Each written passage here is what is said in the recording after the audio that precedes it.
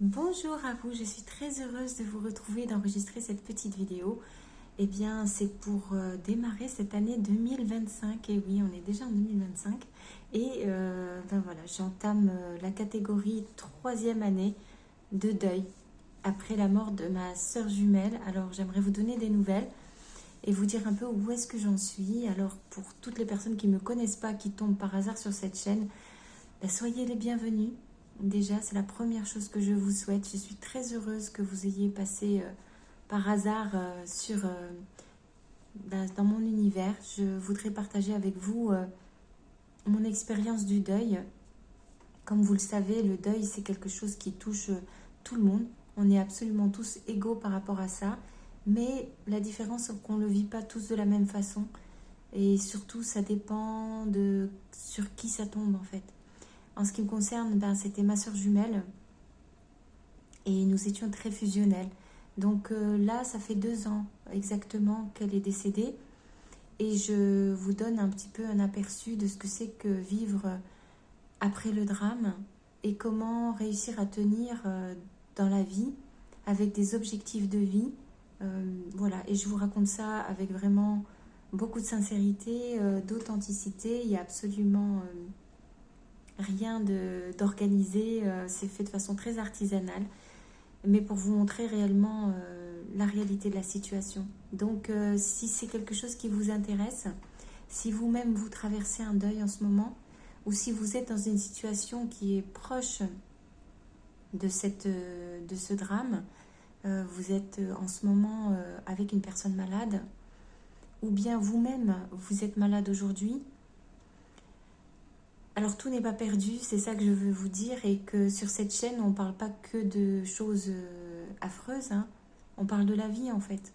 Donc voilà, vous êtes bienvenus pour vous abonner et rejoindre notre petite communauté. J'ai vu qu'il y a eu pas mal de personnes qui ont rejoint notre groupe ces derniers temps et je vous en remercie beaucoup. Je pense sincèrement que c'est un message qui peut toucher plein de gens différents et vraiment, encore une fois, ce qui nous réunit, c'est le fait d'avoir aimé et d'aimer très très fortement les gens qui ont traversé notre vie ou qui ont accompagné notre vie. Et je crois qu'on est vraiment tous pareils, mais on ne l'exprime pas forcément de la même façon. Donc merci à vous pour tous ces nouveaux abonnements. Alors encore une fois, c'est possible de s'abonner à tout moment et de simplement mettre un pouce sur les vidéos que je poste parce que, comme je le dis très souvent, ça me permet à moi de savoir que ça touche d'autres personnes, étant donné que c'est un exercice très difficile de s'ouvrir comme ça sur la chose qui vous fait le plus mal en fait dans la vie. Vous allez voir au fur et à mesure de ces vidéos que je vous parle vraiment de ma vie personnelle, mais qu'à côté de ça, j'ai une vie professionnelle et que je gère bien. Je ne suis pas dans cet état de désespoir au quotidien, tout le temps et dans toutes les sphères de ma vie. Cet exercice est difficile, de vous parler de ce qui fait mal, de parler de la mort, de parler du deuil, de la séparation, de la douleur. C'est vraiment difficile pour moi et quand vous mettez un pouce sur ces vidéos, ben ça me récompense en fait de mon effort. Et la deuxième chose aussi importante, c'est que ça permet à d'autres personnes de tomber dessus, tout simplement parce que ça fonctionne comme ça sur les vidéos YouTube et sur tous les réseaux sociaux. À chaque fois que vous mettez un mouvement sur une vidéo, l'algorithme en fait est fait de sorte que ça va être rendu encore plus visible à d'autres personnes. Voilà. J'ai vraiment envie que les gens sachent, pardon, qu'il y a des possibilités de partager les choses et que c'est pas forcément la bonne idée d'être tout seul dans son coin. La douleur, c'est la douleur, ça fait mal. Pour tout le monde, c'est pareil. Et rester tout seul dans son coin, je suis pas sûre que c'est vraiment ça dont on a besoin quand on traverse ce genre de drame. Voilà, donc bien évidemment, il y a aussi l'espace des commentaires. Donc là, vraiment, je vous encourage à l'utiliser librement pour écrire votre témoignage. Pourquoi pas poser des questions. Sachez qu'il n'y a pas que moi qui réponds, il y a d'autres personnes qui vous lisent. Et et qui ont des super idées et qui ont aussi des paroles super réconfortantes. Et enfin, je voudrais vous remercier encore pour ces 2 années qu'on a passées ensemble. Je sais qu'il y a une grosse partie d'entre vous, vous me connaissez déjà depuis 2 ans. Et que moi, j'ai l'impression aussi de vous connaître grâce à vos commentaires, justement, grâce à vos partages, à vos réactions, etc. Je sais que vous êtes là. Je me rappelle bien de votre vie, de ce qui vous arrive. Et je me dis, waouh, on a déjà fait ce chemin ensemble. Il y en a certains d'entre vous qui ont eu le deuil qui est arrivé exactement en même temps que moi, à 1 mois près ou quelque chose comme ça. Il y a certains d'entre vous qui ont aussi un deuil de sœurs jumelles. Voilà. Et d'autres qui n'ont pas eu un deuil de sœurs jumelles, mais qui ont les mêmes caractéristiques, on va dire, d'attachement et de fusion et d'univers de vie qui se fracassent à cause de la perte de l'être aimé. Donc on a chacun un profil différent, mais en fin de compte, on se reconnaît les uns les autres. Donc je suis très très heureuse de vous avoir rencontré ces 2 années, et je vous souhaite la bienvenue à tous les nouveaux. Et aussi, je ne sais pas combien de temps durera cette chaîne, combien de temps je vais continuer à témoigner. Je crois que j'ai envie de le faire tant que je sens que la page n'est pas tournée, tant que je sens que je suis encore en plein dedans. Et à l'allure à laquelle ça va, j'ai l'impression quand même que ça prend du temps. Donc voilà, c'était vraiment un message déjà de merci à vous tous et à vous toutes qui êtes là depuis le début. Merci à toutes les personnes qui sont venues en cours de route. Merci à toutes les nouvelles personnes qui arrivent aujourd'hui.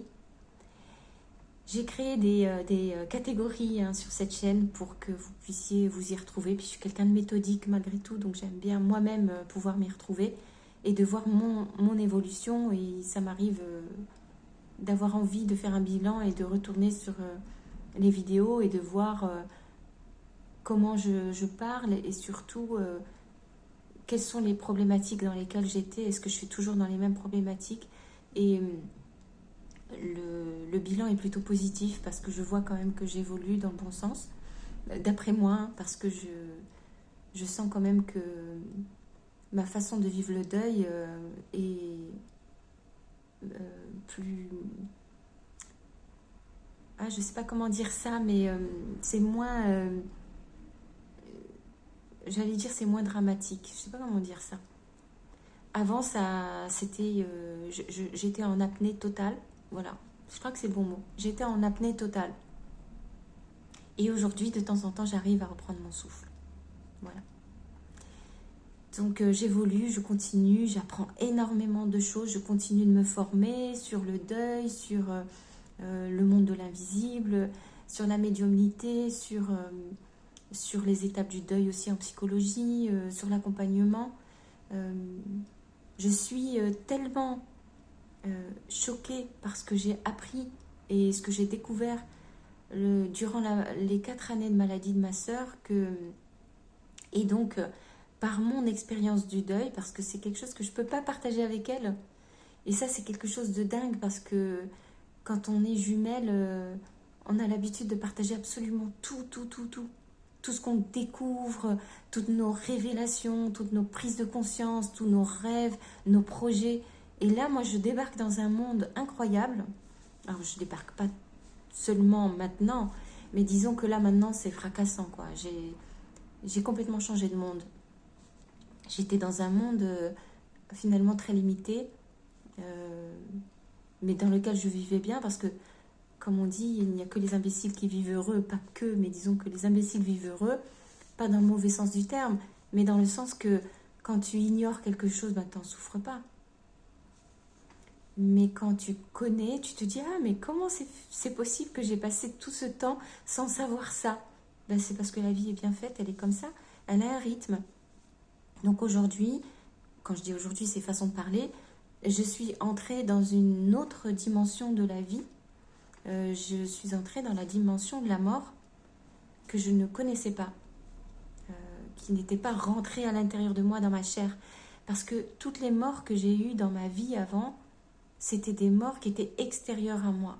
C'était comme un concept. même si c'était des gens de ma famille, je n'arrivais pas à l'intégrer dans mon corps. Tandis que quand c'est arrivé à ma sœur jumelle, c'est moi qui suis morte avec elle. Donc aujourd'hui, encore aujourd'hui, je suis en train de me battre entre mourir et vivre. Je suis vraiment dedans. Il y a une partie physique de moi qui est morte et une partie physique qui est vivante. Et donc, je continue de vivre cette sensation incroyable de me dire, mais qu'est-ce que je fais sur Terre? Qu'est-ce que je fais sur Terre? Comment est-ce que je fais pour arriver à mettre du sens entre ces différents univers? Comment c'est possible qu'une partie de moi soit partie ou une partie de moi est désactivée? Et comment c'est possible qu'une autre soit complètement là, vivante? Voilà, c'est très très perturbant. Donc heureusement, la chance que j'ai, c'est que déjà à la base, j'ai un esprit quand même très posé, parce que j'ai suivi des études scientifiques pendant de nombreuses années et que j'ai appris une certaine forme de capacité, enfin j'ai une certaine capacité d'analyse, c'est-à-dire que je ne dis pas que l'esprit scientifique est ce qu'il y a de mieux, mais ça donne une méthode en fait, une façon de poser chaque chose qui vous arrive dans la vie ou chaque situation, chaque problème, de le poser avec une méthode. Donc j'ai une méthode d'analyse. Déjà, je suis quelqu'un de posé et je prends le temps de poser les choses effectivement avec cette méthode-là. Et je suis quelqu'un, oui, qui a besoin aussi de comprendre les choses. Donc je prends le temps qu'il faut, mais je comprends. Je vais chercher l'information. Et heureusement aussi, j'ai cette capacité à être curieuse et quand même avoir une certaine ouverture d'esprit qui me permet petit à petit de débarquer dans des univers que je ne connais pas du tout et de commencer à apprendre avant de me faire, avant de juger si c'est bien ou mal, si c'est bon ou pas pour moi. J'accepte un peu plus maintenant, depuis ces dernières années, à tester les choses en fait. Donc j'ai énormément évolué. Et donc aujourd'hui, je suis encore en prise avec ces questions-là, de se dire, si j'avais su tout ce que je sais aujourd'hui, si j'étais la personne que je suis aujourd'hui au moment où ma sœur jumelle a déclaré sa maladie, j'ai encore ces regrets-là de me dire, mais mon Dieu, comment est-ce que j'aurais pu réagir différemment? Et dans ma tête, ça veut dire mieux. Donc je suis encore avec cette partie émotive de me dire, mon Dieu, mais pourquoi je n'ai pas agi comme ça? Pourquoi je n'ai pas dit ces choses-là? Pourquoi je n'ai pas donné ça? Pourquoi je n'ai pas fait ça? Et je dois vivre encore avec ces regrets de se dire, mais c'est trop tard. Je ne peux pas réparer. Je ne peux rien réparer. Et je crois que ça, c'est la plus grosse des leçons que j'apprends à travers cette expérience. C'est d'accepter déjà qu'au moment où on agit, on fait vraiment du mieux qu'on peut. Et une fois que c'est fait, on évolue. Et que la personne qu'on a été n'est plus la personne qu'on est aujourd'hui. Parce que souvent, les drames, en fait, ça vous évolue, enfin, ça vous oblige à évoluer malgré vous, parce que c'est pas possible de rester au même point. C'est comme ça un peu dans la nature humaine. Donc, une fois que vous avez évolué, ben, vous vous rendez compte que oui, vous avez fait le mieux que vous pouviez faire à ce moment-là, avec ce que vous connaissiez.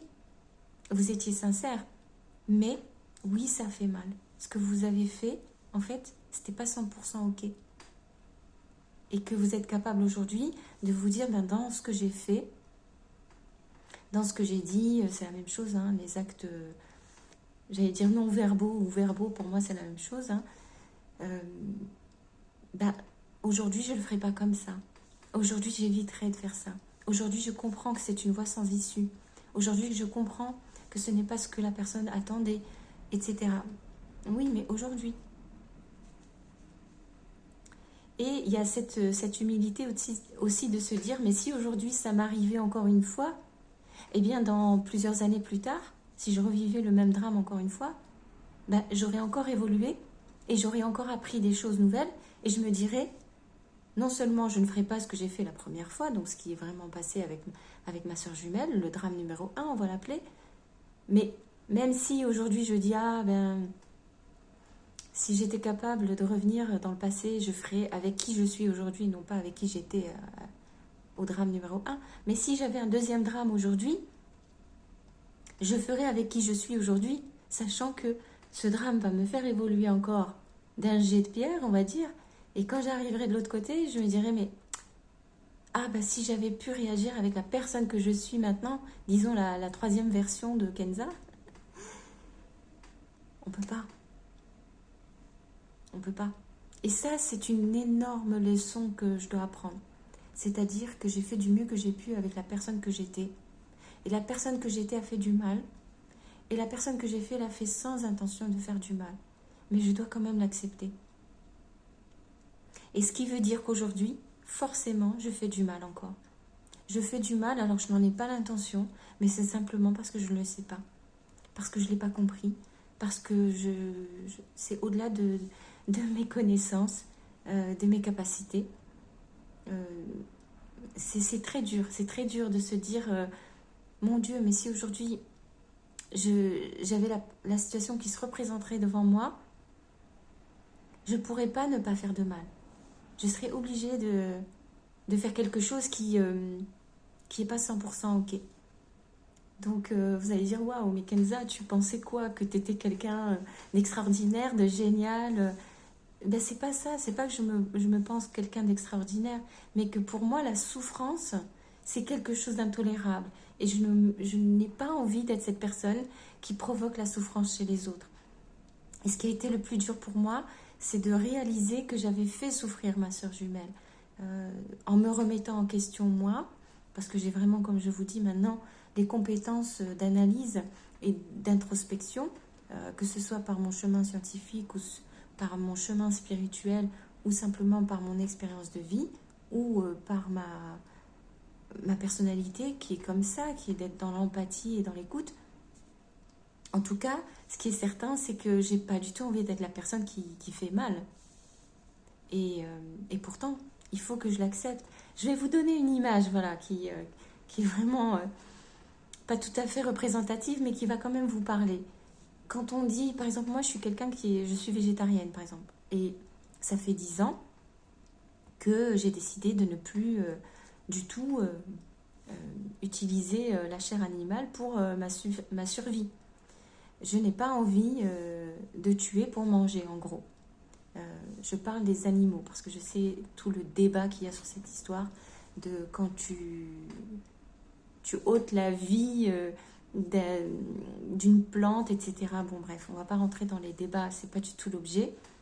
Mais, et je ne vous critique pas si vous êtes, vous, d'un côté ou de l'autre, hein, c'est pas du tout ma vie, c'est pas mon estomac, c'est pas mes intestins, donc j'ai rien à dire là-dessus.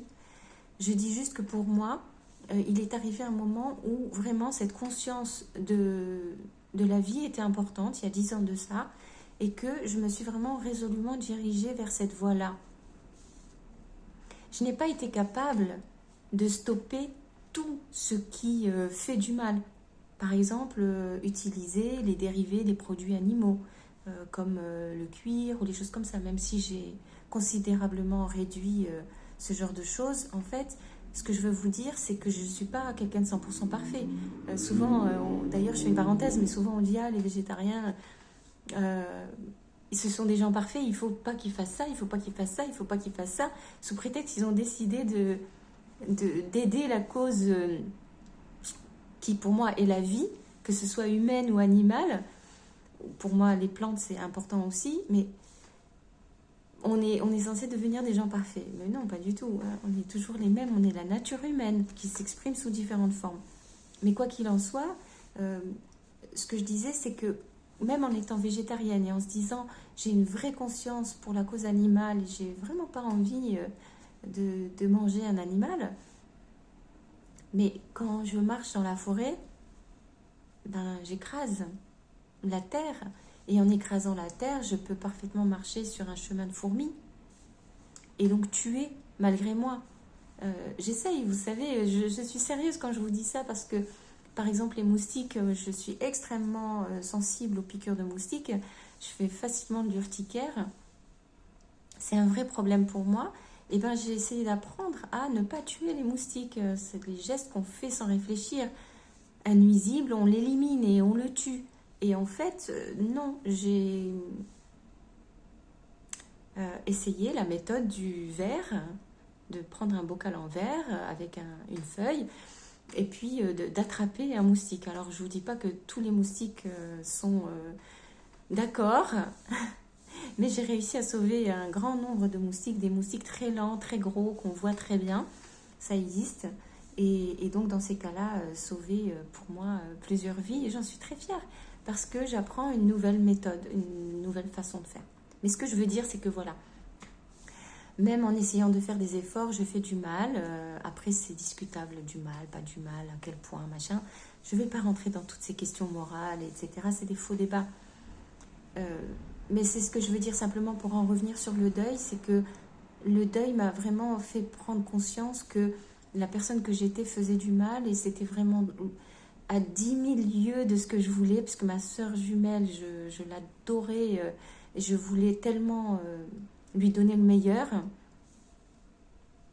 Et voilà, j'ai quand même fait du mal. La deuxième leçon, c'est de dire qu'aujourd'hui, je ne peux pas revenir en arrière. Parce que autant avec les gens qui sont autour de moi aujourd'hui, j'ai une chance de me comporter d'une autre façon et d'essayer d'évoluer le maximum pour éviter de faire du mal. Autant, il faut quand même être réaliste et se dire, ben non, je ne suis pas quelqu'un de parfait, donc oui, j'écrase les fourmis quand je marche. En gros, vous comprenez l'exemple que je vous ai pris, mais c'était vraiment pour mettre une image sur cette question-là. Autant je ne peux pas revenir avec un défunt. Je ne peux pas revenir dans le passé. Donc je ne peux pas réparer ça. Et ça, c'est quelque chose de très difficile. C'est pas parce que j'ai envie d'être une personne parfaite. C'est parce que je voudrais tellement lui donner de l'amour et non pas de la souffrance. Et que je suis obligée de continuer ma vie en me disant, mais ça, je ne peux pas le réparer. Et ça a vraiment été la deuxième, prise de conscience, la deuxième claque que j'ai eue. Voilà. Donc, vous voyez, il m'a fallu 2 ans de deuil avant d'arriver à ces prises de conscience-là. Et c'est vraiment ça que j'avais envie de partager avec vous pour cette première vraie vidéo de l'année 2025, cette prise de conscience double, et de se dire qu'est-ce que je vais faire maintenant de cette année 2025. On est encore au mois de janvier. Qu'est-ce que je vais faire de cette année 2025? Qui est la personne que je veux être? Comment je vais me comporter? Voilà. Donc c'est vrai que ça correspond avec le fait que je suis en train d'ouvrir mon activité de coaching, et dans cette activité de coaching, donc dans mon côté professionnel, eh bien j'ai vraiment cette idée d'aider les gens, mais comme je viens de vous le dire, il faut que je fasse très attention de ne pas faire du mal, même si c'est inconscient. Il faut savoir qu'à partir du moment où on est en contact avec un être humain, il faut faire attention à ne pas aller vers l'emprise, voyez, ne pas influencer les gens malgré eux, faire du bien, oui, mais ne pas faire de mal, quoi. Donc c'est vraiment un travail très délicat. Pour moi, c'est de la chirurgie du mental et de la chirurgie du cœur, quoi. Et il faut faire très attention à ça, quoi. Voilà, donc je suis très heureuse de vous retrouver encore une fois. Pour conclure cette vidéo, je voudrais vous dire que nous allons peut-être probablement passer encore cette année 2025 ensemble. Je me réjouis vraiment de ça. Alors mes vidéos ne sont pas régulières. J'enregistre des vidéos quand je sens que j'ai vraiment quelque chose que j'ai envie de vous dire. Là aujourd'hui, je me suis mise devant ma caméra en me disant est-ce que j'ai vraiment un message à passer aujourd'hui? Je n'étais pas certaine, mais je fais confiance maintenant à mon intuition. Je savais qu'il fallait que je l'enregistre, et puis en fin de compte, c'était pour vous partager cette double prise de conscience. Donc voilà, je vais continuer de fonctionner comme ça. N'hésitez pas à me laisser des commentaires si vous sentez que vous avez besoin d'un peu plus de vidéos, si vous sentez que vous avez besoin d'un petit peu plus de mon quotidien, si vous voulez savoir d'autres choses en fait par rapport à ce parcours en fait de deuil. Vous pouvez. On construit ça ensemble. Hein. Vos questions sont mes questions, mes questionnements sont vos questions. On n'est peut-être pas sur le même rythme chacun, mais on est ensemble. Voilà, donc encore une fois, un petit pouce sur la vidéo. Je suis obligée de faire ça mais je vous ai déjà expliqué pourquoi. Et puis, je vous dis à très vite pour une prochaine vidéo.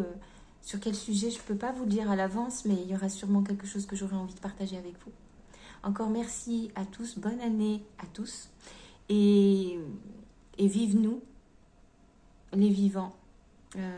Souhaitons-nous une bonne année 2025. Voilà, c'est ce que je vous souhaite en tout cas.